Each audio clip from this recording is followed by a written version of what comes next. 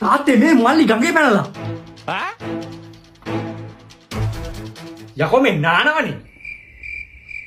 ඒත් මුඹට කියලා ගියේ නෑනේ මේ ගමන ගැන. අන්න ඒකයි. සමහර විට ගඟ ගැඹුරුත් ඇති. අන්න ඒකයි. ගඟේ කිඹුල්ලුත් ඇති. මාතර ගඟේ ඉන්නා කිඹුල් ලිගේ පැටියා. මූට පීනන්නත් බෑ. තල්ල සුදුයි බෙල්ලේකෝ මර කැටියා.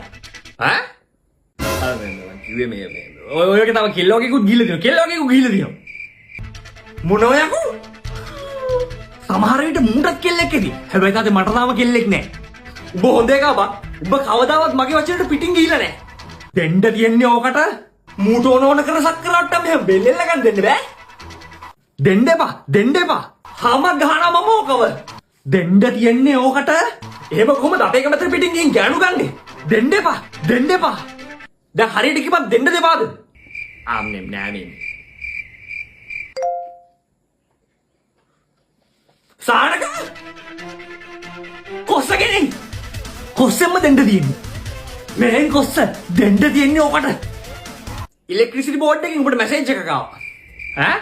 රත්තරන් බබා මම බත් කෑවා. ඔයාට බත් කඩ කවන්න දානවා. ඈ? සානක?